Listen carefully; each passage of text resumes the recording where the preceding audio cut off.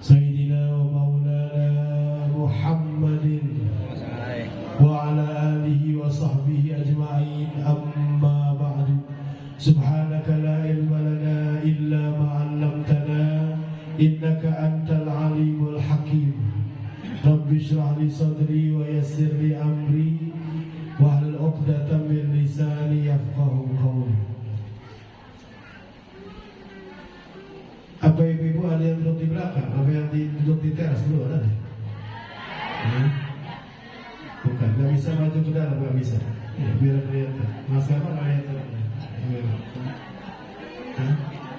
Kalau itu, kalau semua laki-laki yang maju ini. Iya.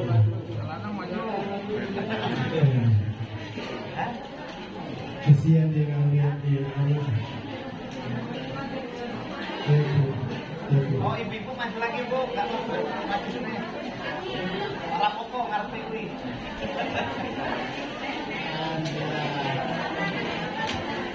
Bu, ya. Ini bapak-bapak maju sedikit dan ibu-ibu maju. Enggak apa-apa di depan itu dicopot aja itu, ya. Nah, pembatasnya dicopot dulu.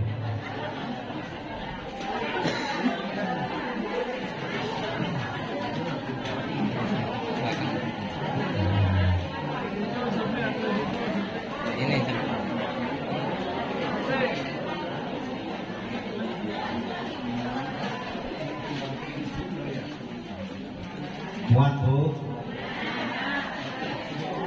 Bapak-bapak maju.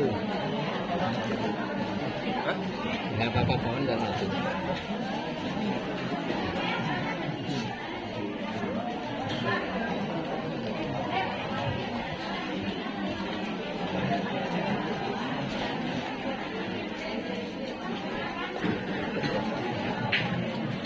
Ini yang di depan sebelah kiri ini masih bisa ribut sini.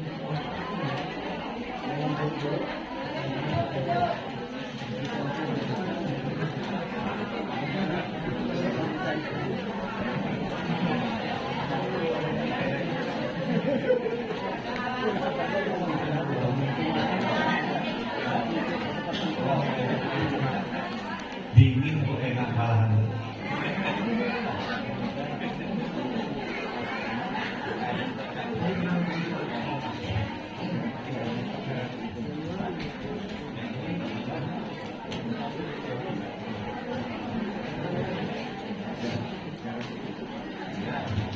Baik, barakallahu fiikum.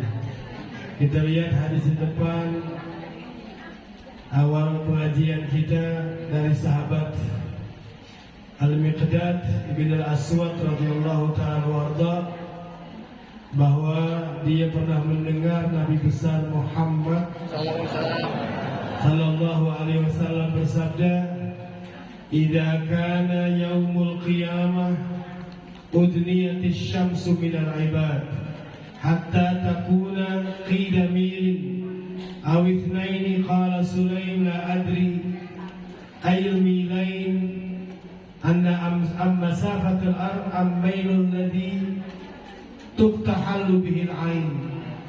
Qala fatasharuhu syams. Jadi Rasulullah bilang, ibu sekalian, pertama sebelum hari kiamat, awal hari kiamat maksud saya, apabila terjadi hari kiamat, itu semua hancur semua. Bintang hancur, matahari hancur, bulan hancur. Ketika sudah dibangkitkan lagi, manusia dan makhluk dihidupkan lagi, Allah bikin matahari yang baru, sehingga matahari saat itu, Bapak Ibu sekalian, keadaannya berbeda dengan matahari yang sekarang. Karena matahari yang sekarang pas hari kiamat itu hancur semuanya. Jadi matahari yang Allah ciptakan lagi di hari kiamat, itu pertama sifatnya bukan menerangkan tapi menggelapkan. Matahari di hari kiamat sifatnya bukan menerangkan seperti yang sekarang, tapi sifatnya menggelapkan. Maka seperti apa yang disabdakan oleh Nabi besar Muhammad Basyiril masyaina fi dhulami ilal masajid binurit tami yaumal qiyamah. Kasih kabar gembira sama orang yang datang ke masjid sholat subuh di malam hari masih gelap, maka dia akan mendapatkan cahaya yang terang di hari kiamat. Maka walaupun matahari di hari kiamat bikin gelap, tapi karena begitu sangat dekatnya dengan manusia yang dikumpulkan di mahsyar saat itu, ya, jaraknya cuma 1 mil. Yang di antara mana 1 mil adalah seukuran celak mata, alat buat celak mata. Artinya kurang dari panjangnya jari telunjuk. Maka Rasulullah mengatakan fayakununa fil arab biqadri a'malihim. Karena matahari sangat dekat saat itu, ternyata berbeda-beda keadaannya setiap manusia. Walaupun jaraknya cuma 1 mil, kurang dari 1 jengkal, tapi keadaan mereka, keringatnya saat itu tergantung amalan mereka di dunia. Karena kalau kita berpanas-panas langsung kena matahari, keluar dari masjid, maka sedikit-sedikit akan kena keringat, akan keluar keringat. Tapi kadar keringat nanti di hari kiamat, di padang mahsyar, itu tergantung amal kita di dunia. Semakin sedikit dosanya, semakin sedikit keringatnya. Semakin banyak dosanya, sekali lagi, semakin sedikit dosanya, semakin sedikit keringatnya. Semakin banyak dosanya. Rasulullah mengatakan faminhum man yakhudhu ila aqibai, wa minhum man yakhudhu ila rukbatai, wa minhum man yakhudhu ila hiqwai, wa minhum man yuljimu iljaman. Fara'aitu Rasulullah yushiru ila biyadihi ila fihi ayyuljimu iljaman. Rasulullah menerangkan lebih lanjut, di antara mereka di padang mahsyar ada yang keringatnya sampai cuman tumitnya. Ini yang dosanya kecil, yang dosanya sedikit. Kayak siapa? Ada yang bilang dosa saya kecil nggak? Sedikit. Ibu ada yang berani bilang nggak dosa saya sedikit? Di antara mereka ada yang keringatnya cuman sampai tumitnya. Jadi keringat itu bukan membasahi sekujur tubuh. Keringat di hari kiamat itu ibarat banjir. Ada orang terkena banjir keringat cuma sampai tumitnya. Ada yang keringatnya karena dosanya lebih banyak lagi sampai lututnya. Karena sampai 60 tahun gak ada tobat-tobatnya, paling tobat Idul Fitri Adha aja misalnya.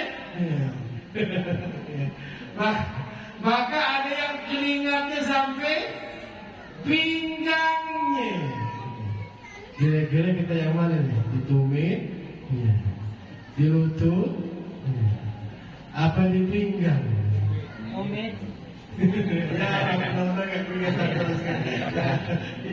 Tapi ada yang lebih parah, kata Rasulullah. Ada yang betul-betul tenggelam dengan keringatnya sendiri. Nggak kebayang kalau di dunia ada orang yang tenggelam karena kecebur sungai, kena banjir di Jakarta, rumahnya tenggelam, dirinya ikut tenggelam. Itu baru kebayang. Nggak kebayang saat ini di dunia ada orang tenggelam dengan keringatnya. Tapi karena ini ucapan yang disampaikan Nabi besar Muhammad, kita yakin dan percaya, dan mudah-mudahan bukan cuma setumit kita gak keringetan dikasih sama Allah Subhanahu wa ta'ala. Itu di padang mahsyar. Keringatnya tergantung sesuai dengan apa? Sesuai dengan amal. Begitu juga kalau berkaitan dengan sirat, Bapak Ibu sekalian. Karena ada mahsyar, ada perkumpulan, di situ ada penimbangan amal. Ada lagi yang namanya sirat, jembatan yang terbentang. Awalnya di ujung mahsyar, akhirnya di ujung masuk pintu surga, tengah-tengahnya di bawahnya adalah jurang neraka. Awal mulanya adalah di ujung mahsyar, berakhirnya di awal masuk sebelum pintu surga, di tengah-tengahnya lubang api neraka. Dalam hadis yang panjang disebutkan Nabi besar Muhammad Sallallahu Alaihi Wasallam menggambarkan keadaan orang-orang yang melewati jembatan sirat. Kalau tadi diantara keadaan orang yang ada di mahsyar, itu baru satu macam aja. Disebutkan gambaran ada orang yang berkeringat, ada orang yang nanti di padang mahsyar, Bapak-Bapak sekalian, disebutkan berdiri bukan dengan kakinya, tapi berdiri dengan kepalanya. Ada orang yang di hari kiamat di padang mahsyar yang kata Rasulullah cuman mukanya aja orang, badannya seperti semut. Itu orang yang sombong. Ada orang yang kata Nabi besar Muhammad Sallallahu Alaihi Wasallam hanya dengan tampilan berjalan badannya miring terus, gak bisa lurus. Enak aja jalan miring, gak enak sampai seperti orang jatuh. Itu adalah laki-laki yang punya istri lebih satu tapi gak adil sama bininya.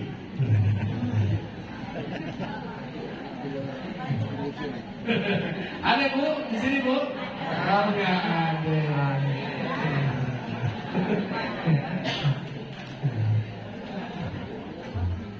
Maka Bapak Ibu sekalian jamaah yang dirahmati Allah, berbagai macam cara yang disebutkan oleh Nabi Muhammad SAW. Fayamurru awwalakum kalbaq.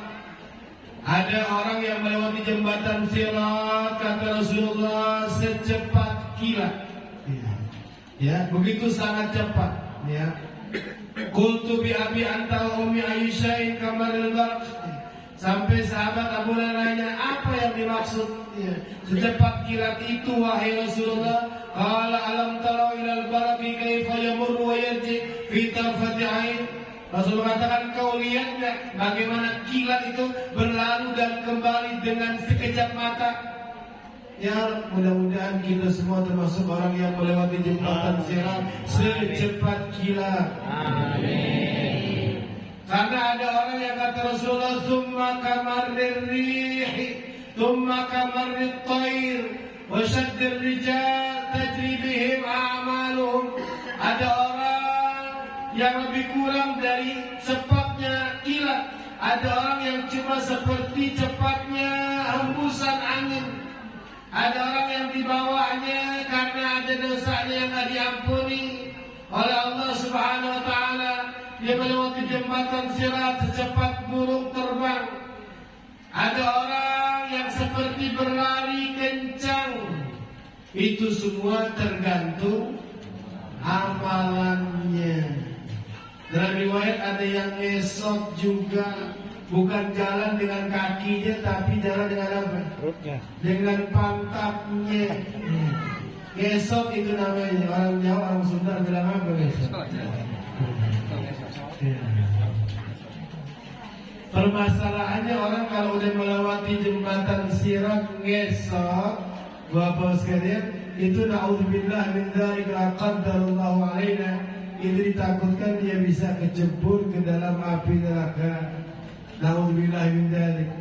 Yang di zaman Nabi besar Muhammad Sallallahu Alaihi Wasallam, Rasulullah ketika sedang duduk bersama para sahabatnya, beliau mendengar suara wajbah seperti ada batu yang jatuh. Maka Rasulullah mengatakan, tahukah engkau kalian para sahabat suara apa itu? Sahabat bilang, tak tahu ya Rasulullah. Maka Rasulullah mengatakan, itulah suara batu yang baru sampai ke ujung neraka dari tepiannya dari atas. Itu baru sampai ke dasarnya setelah perjalanan 70 tahun akhirat. Perjalanan panjangnya 70 tahun, akhirat dikali 1000. Karena satu hari di akhirat sama dengan 1000 tahun di dunia. Jadi berapa itu? Kita bisa ngitung. Nah, kita nggak disuruh ngitung, disuruh takut aja. Maka Bapak-Bapak sekalian, mudah-mudahan dengan mengingat hal-hal yang berkaitan dengan hari kiamat, kita bisa semangat dalam beribadah, semangat ngaji, nggak ada yang tidur.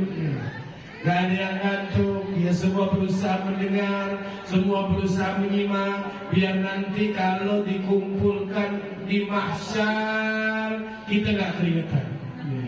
Kalau disuruh melewati jembatan Sirat, kita diizinkan oleh Allah melewati jembatan Sirat secepat kilat. Amin. Amin ya rabbal alamin. Wala tukhzina yawmal qiyamah. Wala tukhzina yaumal qiyamah. Wala tukhzina yaumal qiyamah. Ya Allah, jangan kau hinakan kami ya pada hari kiamat. 12 wasiat Nabi besar Muhammad sallallahu alaihi wasallam secara singkat disebutkan di dalam Mu'jam At-Tabrani dari sahabat Ibnu Umar radhiyallahu taala anhu arda. Beberapa wasiat singkat dan padat, tapi penuh dengan makna pelajaran yang tidak akan pernah habis untuk diterapkan. Di mana Rasulullah sallallahu alaihi wasallam Bapak sekalian bersabda, "Salatun muhlikat wa thalathun munjiyat wa thalathun kaffarat wa thalathun darajat." Walaupun sebenarnya bukan 3, ada lebih dari 3, cuman kesempatan kali itu Rasulullah SAW menyebutkan hanya 3 saja.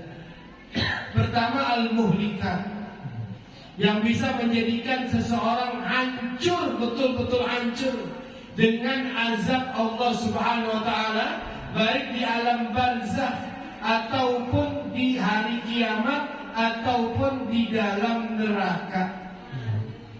Karena ibu-ibu, bapak sekalian, azab itu ada 3 tempat.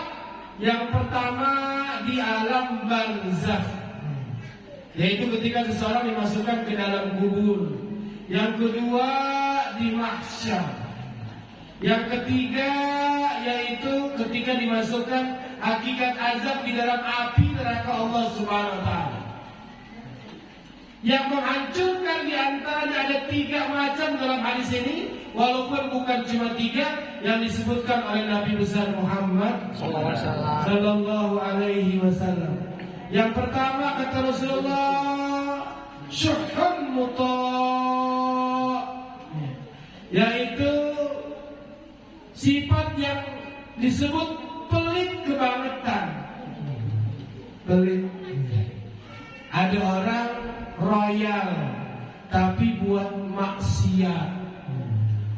Ada orang royal kalau buat beli perabotan. Tapi ada orang pelit, dilihat banyak ibu-ibu buat Allah, mukenanya aja udah jamuran. Yang laki-laki pecinya udah jamuran. Ada yang jamuran peci sini?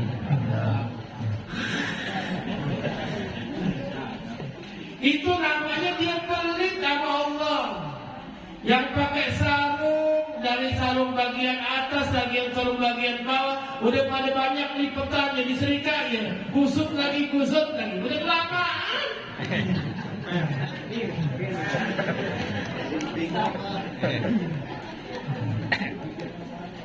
Itu namanya syuhun muta'. Pelitnya bukan sama manusia, tapi pelitnya ke siapa? Sama Allah. Mungkin kita nggak pelit sama manusia, tapi kita pelit sama Allah Subhanahu wa taala. Jangan. Baik pelit sama manusia atau pelit sama Allah, itu urusannya bukan disempitkan oleh Allah. Ketika Allah mengatakan wa amma man bakhila wastaghna wa kadzdzaba bil husna fasanuyassiruhu lil usra. Sakit itu gak enak, ya, sempit, ya, susah ekonomi itu gak enak, gundah gulana, musibah itu gak enak, kecelakaan itu gak enak. Tapi ada orang yang menuju jalan yang gak enak itu digampangin sama Allah. Sekali lagi, sakit enak apa enggak? Enggak. Hilang duit atau berkurang harga karet, berkurang harga sawit, enak apa enggak? Enggak. Tapi ada orang menuju jalan yang dia anggap tidak enak, menuju jalan ke situ itu digampangin sama Allah. Kita kepengen jalan yang seperti itu dipersulit oleh Allah. Tapi ada orang menuju untuk bisa melarat, menuju untuk bisa lebih miskin, itu digampangin sama Allah. Kenapa? Bakhila wastaghna. Dia pelit, dia merasa dirinya udah punya, oh ya. Pak wakadzdzaba bil husna, nggak percaya dengan adanya hari kiamat. Orang yang pelit seperti itu, saya bilang tadi, baik pelit kepada manusia, apalagi pelit sama Allah, maka hasilnya fasanuyassiruhu lil usra. Allah pasti akan selalu gampangkan jalannya menuju kesulitan. Allah gampangin jalannya menuju, kan aneh.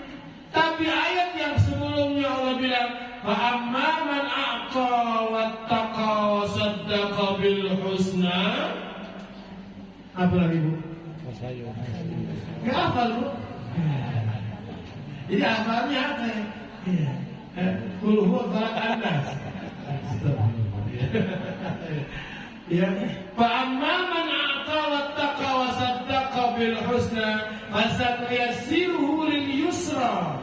Siapa yang suka ngasih, mempersembahkan yang terbaik buat Allah, kalau sholat berusaha menghadirkan pakaian yang rapi, bagus, ya, wangi, yang perempuan malu, ya, suaminya harus merasa malu, ya, jika subhanallah, alhamdulillah, ala kulli hal. Seperti itulah ibu-ibu sekalian terjadi hari kiamat. Allah bilang, ya,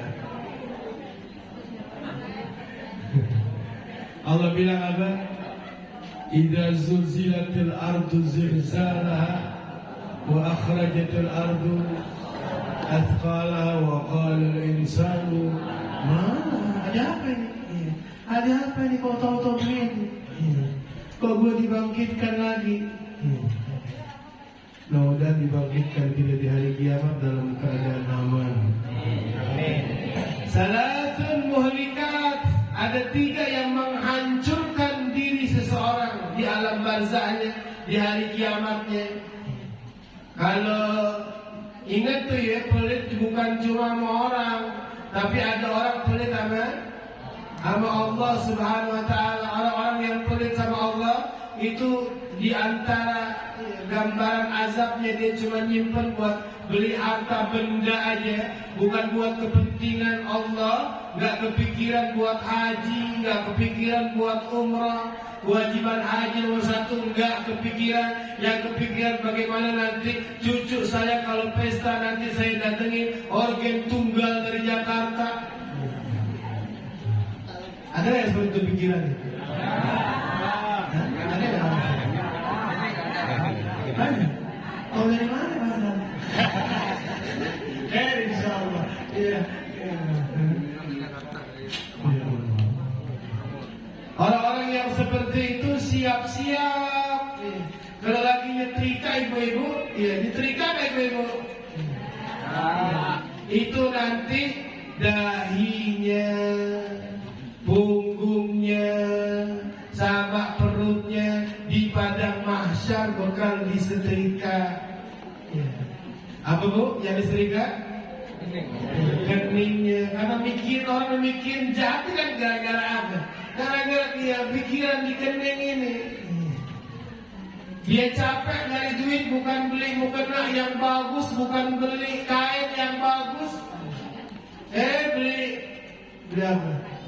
Beli piring lagi.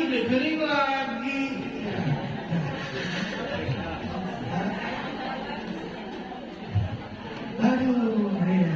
Sampai suaminya bingung, bu beli piring buat apa? Ya.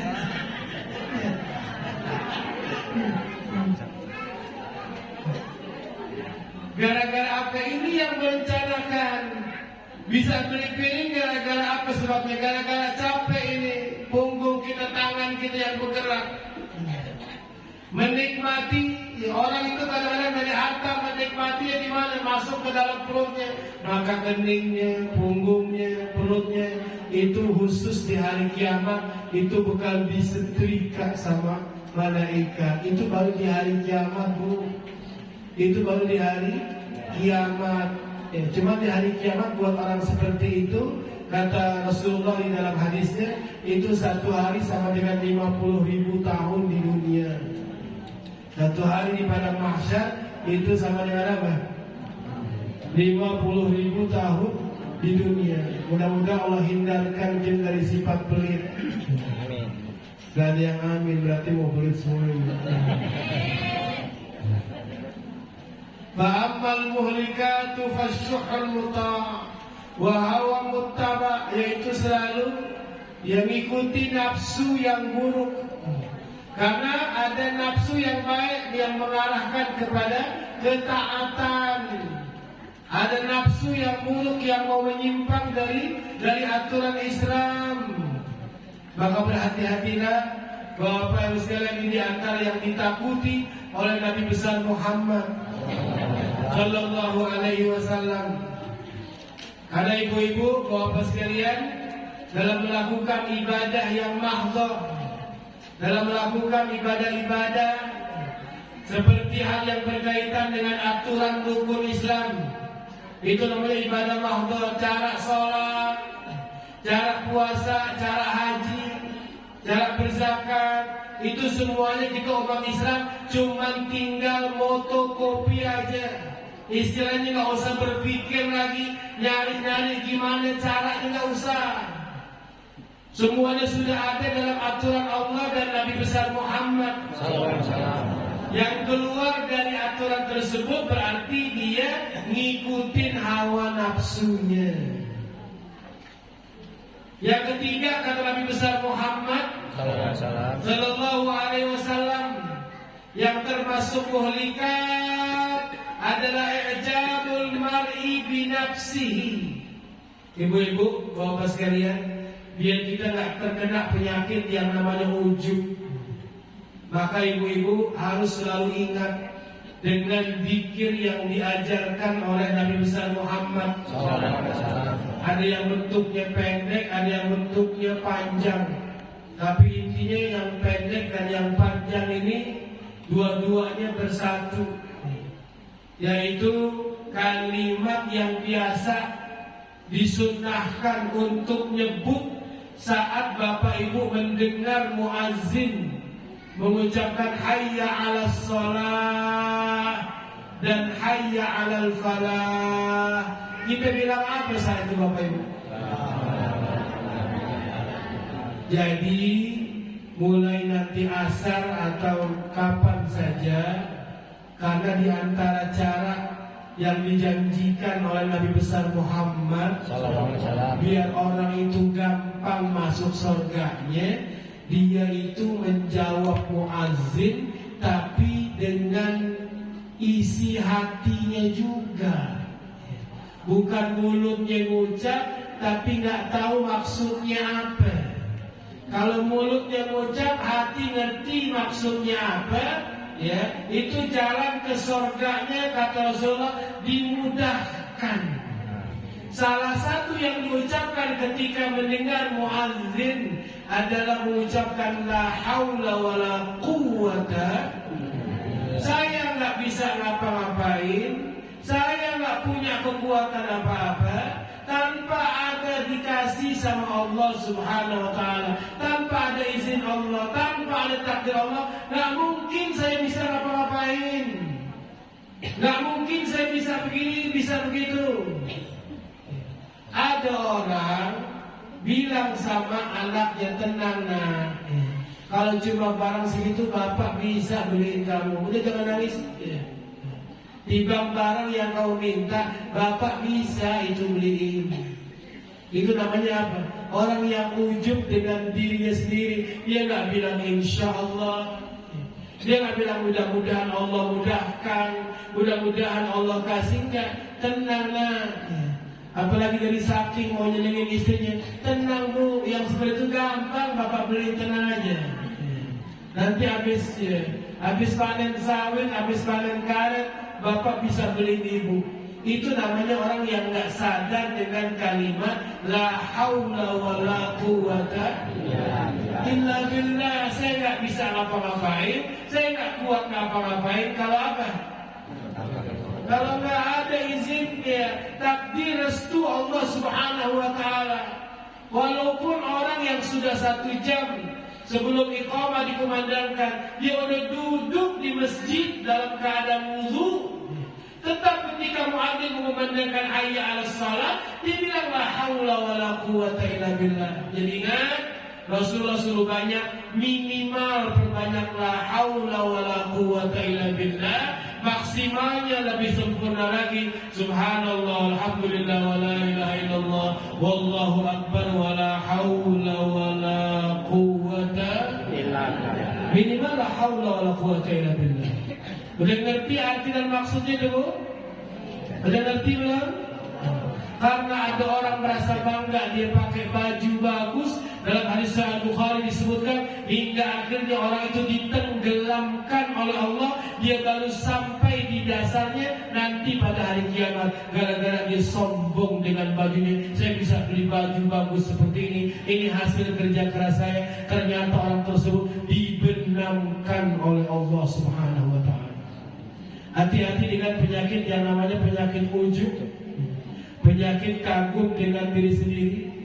Ini terutama bapak yang ingin menyenangkan anaknya atau suami yang ingin menyenangkan istrinya, lupa menyebut insya Allah, lupa menyebut semoga Allah takdirkan, lupa menyebut semoga Allah mudahkan.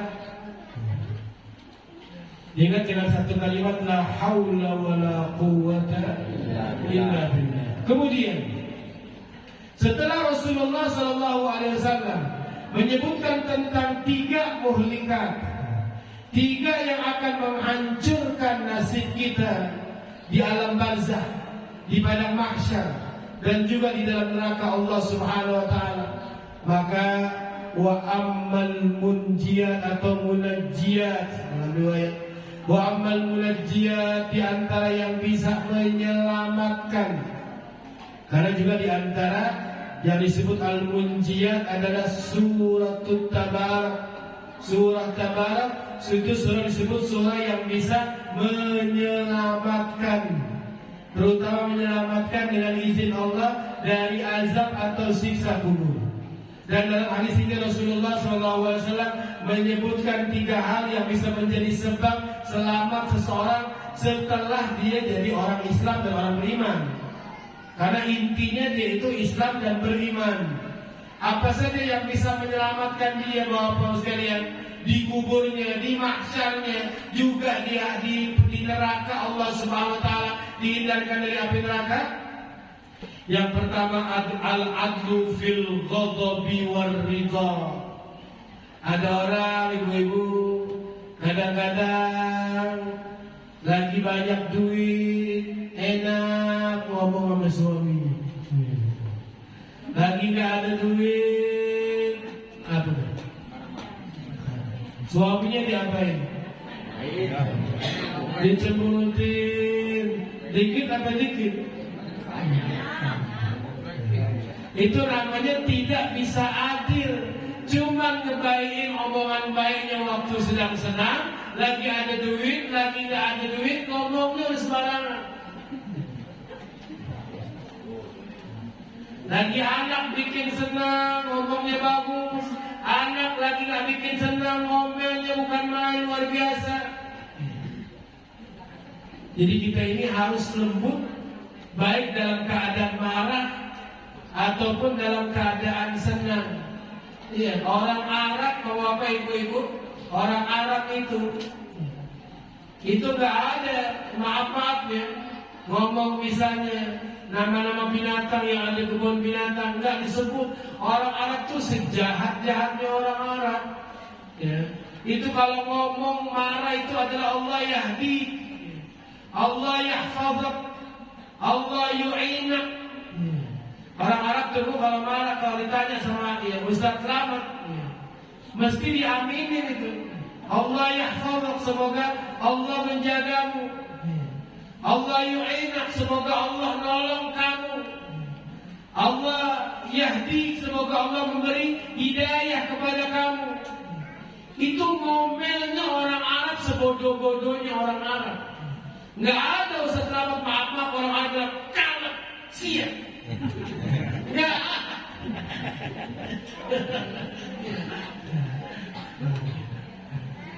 Jadi yang diomelin pun kata-kata yang bukan sumpah serapah.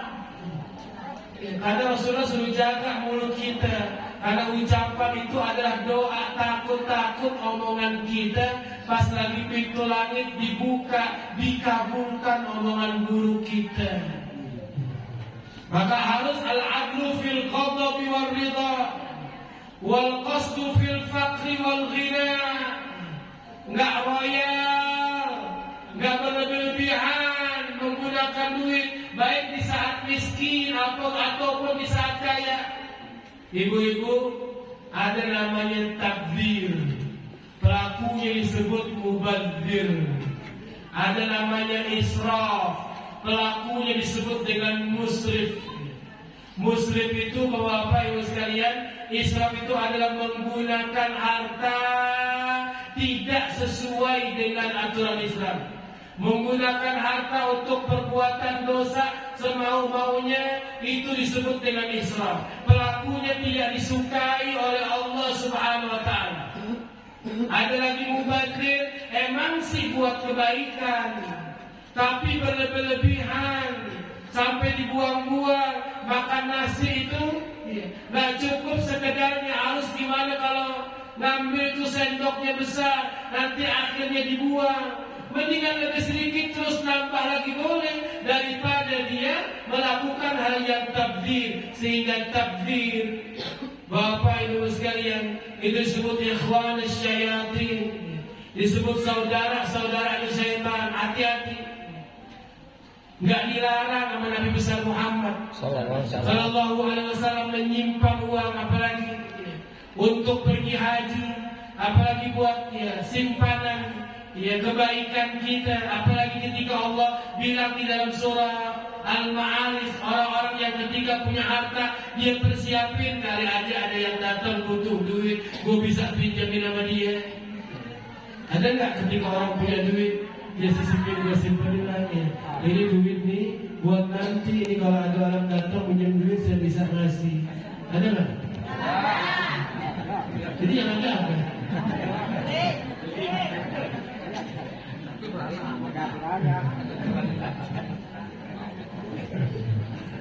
Ya, al-adlu fil qadhabi wal ridha, wal qasd fil faqri wal ghina, wa khasyatullah fis sirri wal alaniyah.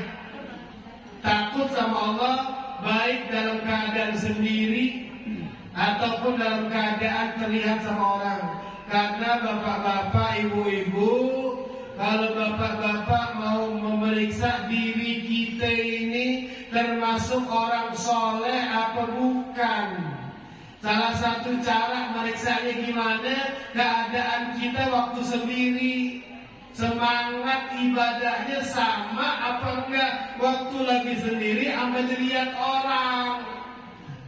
Kalau semangatnya lebih, maka itu kita punya nilai soleh lebih.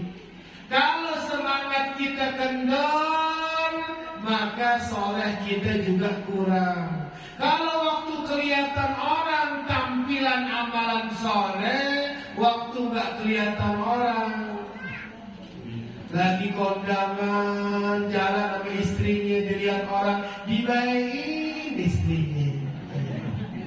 Waktu sampai rumah diplototin. Ada nggak yang seperti itu? Ada loh.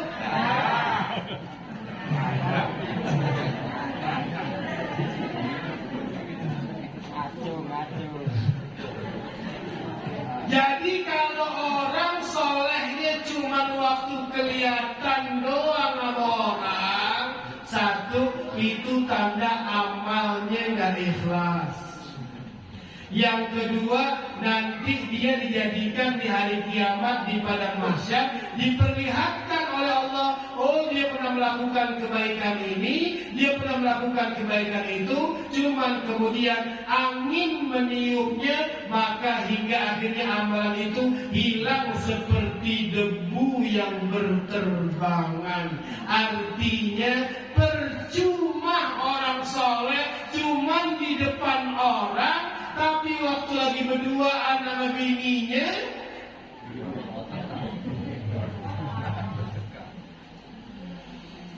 mudah-mudahan Allah karuniakan kesolehan kita, baik dilihat orang ataupun tidak dilihat orang.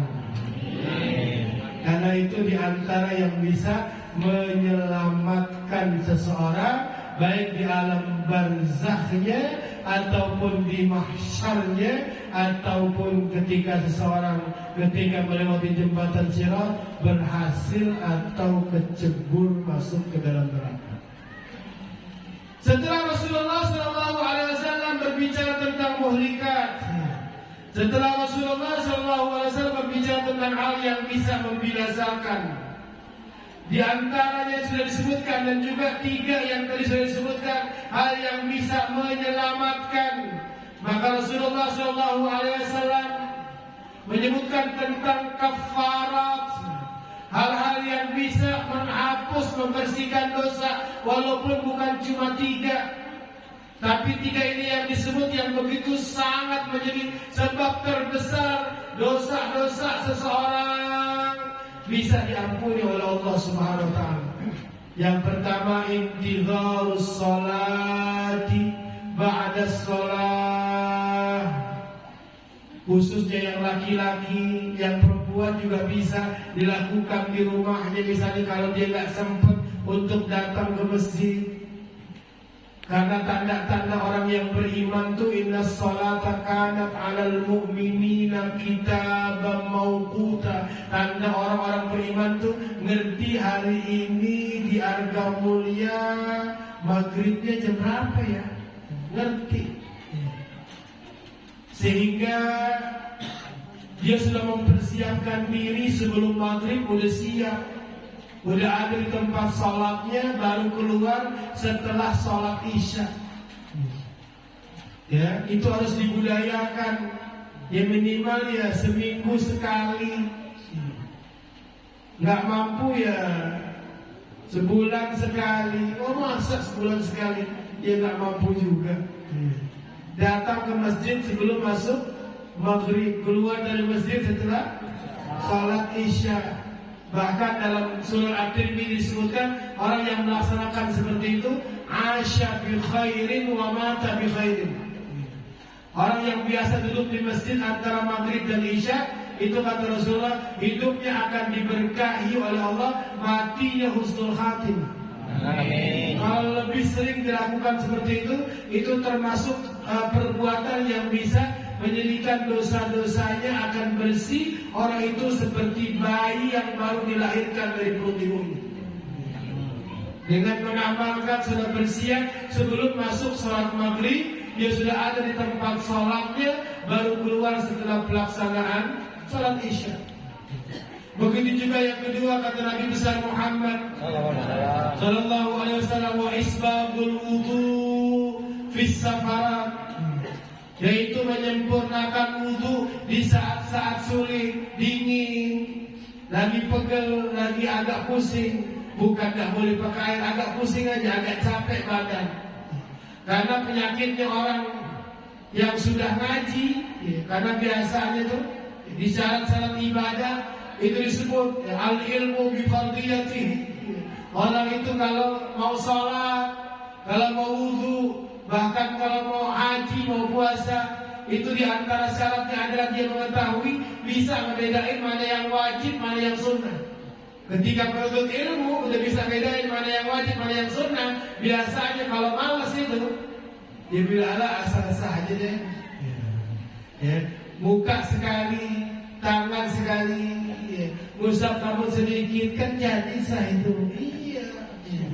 Nah, tapi sekali lagi, yang bisa menjadi sebab banyak dosa diampuni adalah menyempurnakan wudu di saat hati ini nggak suka, di saat keadaan itu ngajak kita untuk sedikit ngirit maka air lagi dingin, lagi ngantuk. Makanya ibu-ibu, bapak sekalian, minimal ketika berwudu itu jangan ditinggalkan yang namanya al-istinsyaq, ya, yaitu berkumur-kumur, al-istinthar, ya. Al-madmadah, bukan berkumur, al-madmadah yaitu berkumur-kumur, al-istinsyaq dan al-istinthar menghisap air ke hidung dan juga mengeluarkannya. Karena ibu-ibu, bapak sekalian, jamaah rahmati Allah, inna syaitan yanamu fi khayshim. Ya Rasulullah, syaitan kata Rasulullah sallallahu alaihi wasallam itu tidur, ikut tidur ketika kita tidur. Tidurnya di batang hidung kita. Jangan dipikirin gimana caranya. Kita yakini bahwa syaitan itu tidur di batang hidung seseorang, sehingga ketika dia berwudu menghisap air ke hidungnya, itu syaitan ikut keluar. Bukan sementara sebagian orang yang terlihat karena mungkin belum tahu, cuma hidungnya diusap-usap, bukan suruh usap hidung, tapi disuruh menghisap air ke dalam hidung, terus mengeluarkannya lagi, dan itu termasuk sunnahul fitrah.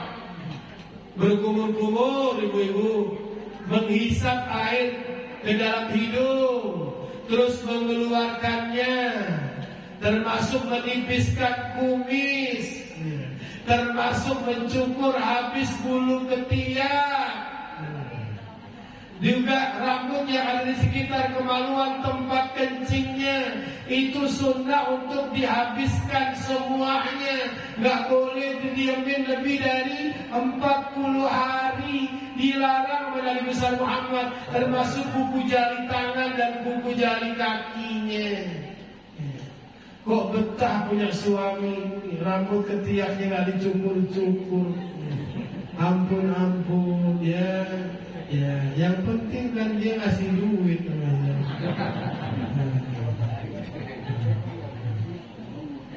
Barakallahu fikum.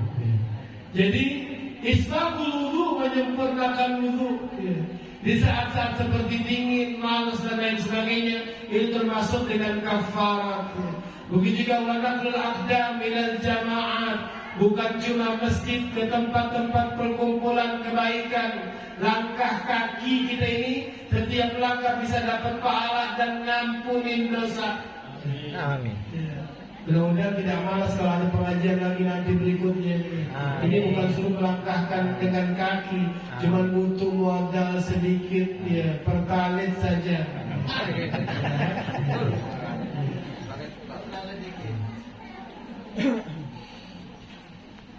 Itu termasuk al-kafarat yang disebut oleh Nabi besar Muhammad SAW. Setelah Rasulullah menyebutkan tentang al-muhlikat yang bisa menghancurkan, setelah Rasulullah SAW menyebutkan yang bisa menyelamatkan, setelah Rasulullah SAW menyebutkan tentang hal yang bisa mengampuni dosa-dosa, selanjutnya Rasulullah SAW menyebutkan tentang ad-darajat.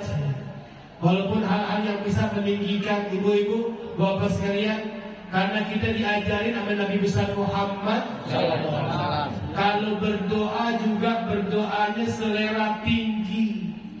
Jangan orang itu kalau mau berdoa merasa, ya Allah, saya sadar gak pantas saya berdoa minta surga ini. Aduh, ya Allah, saya tahu diri lah, masa saya minta surga Firdaus. Gak pantas buat saya sadar diri, ya Allah. Gak boleh. Dia harus punya selera tinggi. Dan juga kadang-kadang yang jadi MC ya, yang bawa acara atau bahkan ustadznya yang waktu ngasih sambutan, isi takziah, didoain mudah-mudahan almarhum yang telah wafat ditempatkan di tempat yang layak di sisi Allah. Kalau yang banyak dosa layaknya di mana? Masa ditempatkan tempat yang layak? Mestinya ditempatkan di tempat yang terbaik di dalam surga Firdaus bersama Nabi besar Muhammad tanpa dihisab. Begitu, itu baru selera tinggi. Kita tahu almarhum baik sama masyarakat. Ya mudah-mudahan ditempatkan di tempat yang layak di sisi Allah. Kita bilang moh, ya, tidak mau, salah, jangan diaminin doa seperti itu. Karena Nabi besar Muhammad SAW nyuruh kita, idza sa'alta fas'alil firdaus. Kalau kamu berdoa mintalah surga Firdaus. Ya. Dan di antara ad-darajat dari sekian banyak ad-darajat yang pernah disampaikan oleh Nabi besar Muhammad adalah it'amut ta'am, suka memberi makanan, terutama fi yaumin di masghabah, pada saat memang orang itu butuh makanan. Makanya sekali lagi diingatkan bahwa bi'sa ta'amul walimah yud'a fiha al-aghniya wa yutrakul masakin. Seburuk-buruk makanan pesta, selamatan, kenduri, walimah, ya, resepsi adalah makanan yang cuma dimakan, dirasakan oleh orang-orang yang di rumahnya juga masak. Ibu-ibu kalau ada 2 hari lagi undangan, ada acara kondangan, resepsi, walimatul urus, kira-kira di rumahnya masak juga apa enggak? Belum. Berarti yang bikin pesta itu lebih mendahulukan orang kaya daripada yang tidak punya. Artinya apa? Boleh kasih makan orang kaya, boleh. Kasih makan orang kaya boleh, tapi jangan dilupakan. Mestinya kalau bapak nih, ibu nih mau bikin acara resepsi besok, ibu tahu, bapak tahu, kalau orang yang bapak undang ini misalnya orang miskin, bapak seharusnya berani bilang, Bapak nanti datang aja ke rumah saya, nggak usah bawa amplop. Berani nggak? Berani nggak? Berani nggak? Karena yang kita datangi orang miskin, daripada kita dosa, maksa dia datang ngasih amplop, maksain diri. Bapak saya tahu Bapak orang nggak punya, tenang aja. Bapak asal datang makan aja di rumah saya, Pak. Ada kan yang berani bilang gitu? Yang berani derajatnya bukan ditinggiin sama Allah itu. Insya Allah dia termasuk orang yang nanti dimasukin ke dalam surga Firdaus tanpa dihisab. Amin. Karena amalan disebut falak ta'amal aqabah wa ma'adraka mal aqabah fakku raqabah aw it'amun fi yaumin fi masghabah. Ngasih makan sama orang-orang yang memang susah makan, yang memang susah ketemu lauk enak, ngasih makan sama mereka, itu termasuk amalan yang disebut Allah aqabah, puncak tinggi sekali nilainya, yang dalam hadis ini disebut darajat, yang bisa meninggikan derajatnya. Ya sekali-kali ya. Siapa yang kira-kira bentar lagi bakal ngawinin anaknya? Ada? Apa udah gak ada, udah pada nikah semua anaknya?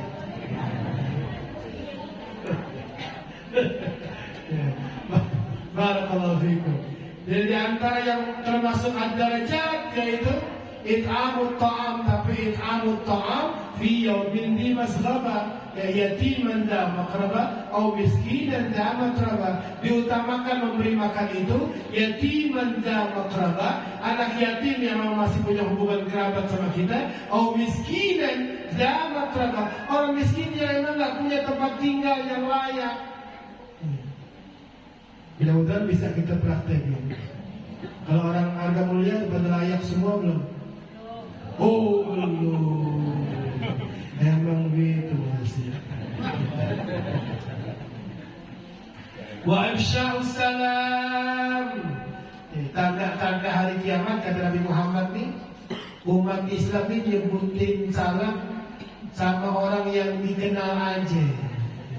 Padahal Rasulullah suruh nyebarin salam baik sama orang yang dikenal maupun yang tidak dikenal, asal menunjukkan ciri-cirinya dia seorang muslim. Padahal Nabi besar Muhammad, kata Anas bin Malik, aku sering menyaksikan kalau Rasulullah sering mendahulukan mengucapkan salam kepada anak kecil. Kepada anak kecil. Jangan cuma bisa nyuruh, salamnya mana nak? Kita yang harus beri contoh. Assalamualaikum nak. Karena itu diantara ya, sunnah Rasulullah SAW yang banyak ya hampir punah. Bahkan ibu-ibu bapak sekalian yang sudah punya pengalaman sering ribut sama istrinya, sering tidak akur sama istrinya, Rasulullah kasih tahu, maukah kalian aku tunjukkan satu amalan yang kalian apabila sering lakukan tahabbtum. Satu amalan ini kalau kalian sering lakukan tahabbtum, kalian akan dikasih sama Allah rasa saling cinta mencintai, sayang menyayangi. Amal itu adalah afsus salam bainakum, sering-sering ucapin salam. Karena dalam Sunan Abu Daud, seorang yang ketika duduk bersama kemudian dipisahkan walaupun dengan batang pohon atau tembok, ketemu lagi, salam lagi. Terus ada istri, ada suami lagi nonton TV di ruang tamu, istrinya pamit mau ke dapur, assalamualaikum. Semenit kemudian ketemu lagi, keluar dari dapur, assalamualaikum. Giliran lakinya mau kamar mandi permisi, assalamualaikum. Keluar dari kamar mandi ketemu istrinya, assalamualaikum lagi, dibilang apa itu?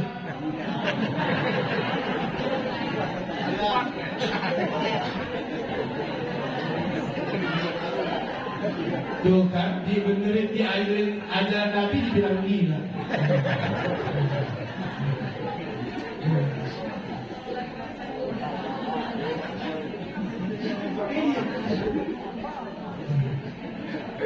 Bapak habis nyanyi kok beda sekarang ya?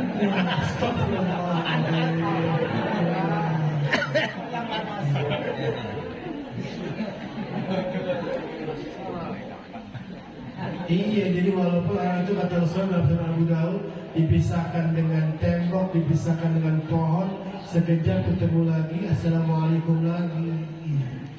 Jadi kita Bapak Ibu kalau diperiksa, satu hari ini udah berapa kali ketemu, terus pisah, ketemu lagi, pisah lagi, udah berapa ucapan salam yang tidak kita ucapkan.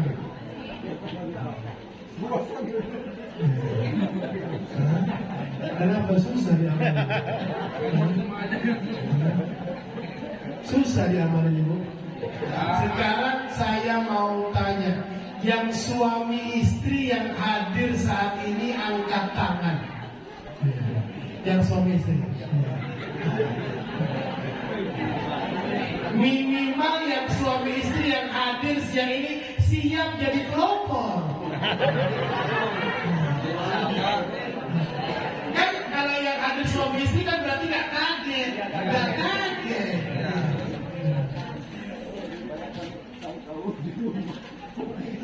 Katanya cinta sama Nabi cuma di mulut saja. Padahal ini amalan sederhana, tapi tidak sederhana di mata Allah Subhanahu Wa Taala. Dan yang terakhir, wassalatun bil laili wan nasu niyam. Di antara yang bisa meninggikan derajat selain memberi makan, menebarkan salam, yaitu sholat di mana banyak manusia saat itu sedang tertidur pulas. Minimal kata Nabi Muhammad, biasakan sebelum tidur biar bisa dinilai termasuk orang yang bangun malam.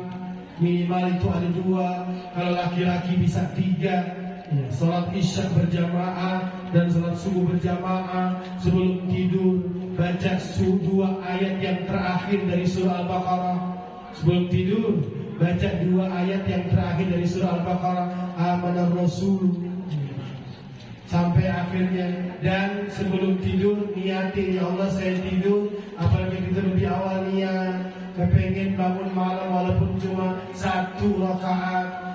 Niatnya betul-betul. Jika seandainya tidurnya terlalu pulas, hari ini baru bangun pas subuh, maka kata Rasulullah dia dinilai termasuk orang yang bangun malam dengan izin Allah Subhanahu wa Ta'ala. Saya rasa cukup pertemuan kita ya, pada siang hari. Mudah-mudahan yang sederhana bisa bawa manfaat buat kita. Niat ngamalin nggak semuanya? Apa aja yang perlu diamalin? Salam. Apalagi yang perlu diamalin? Kalau berwudu gimana? Kalau berwudu gimana? Kalau punya duit diapain? Kalau mukennanya yang beli jamuran? Kalau peci biasanya yang jamuran di mana? Buka celok dalam itu, buka.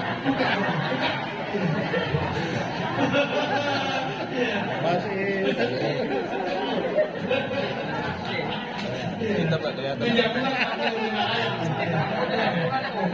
Iya kan? Oke kok jamuran. Yang petir.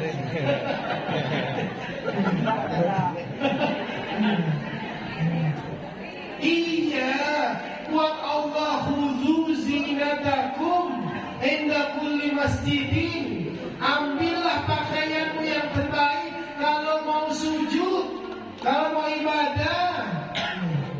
Ya Bu ya, jangan sholat nggak apa-apa nih. Itu yang udah jamuran dijadiin kompak nggak dosa.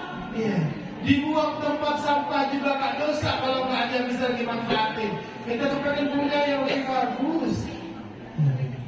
Buat Allah, biar nggak dinilai pelit sama Allah, biar jalan kesulitan nggak digampangin sama Allah. Baik, mudah-mudahan bermanfaat. Kita baca Asmaul Husna. Subhanallah.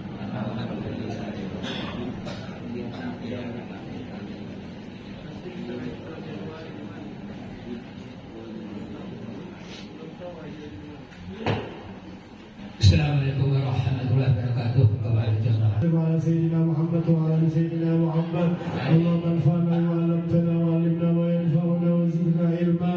الحمد لله على كل حال واعوذ بك من عذاب النار. اللهم اغفر لنا من خشيتك ما يحول بيننا وبين معاصيك، من طاعتك ما تبلغنا به جنتك، من اليقين ما تهون به علينا مصيبات الدنيا. متعنا باسماعنا وابصارنا وقوتنا ما احييتنا، واجعله الوارث منا واجعل ثارنا على من ظلمنا، وانصرنا على من عادانا، ولا تجعل مصيبتنا في ديننا، ولا تجعل الدنيا اكبر همنا ولا مبلغ علمنا، ولا تسلط علينا من لا يرحمنا. وصلى الله على سيدنا محمد والحمد لله رب العالمين. Baru bangun nanti setelah membawa acara yang menutup acara ini. Subhanakallahumma wa bihamdik, asyhadu an la ilaha illa anta, astaghfiruka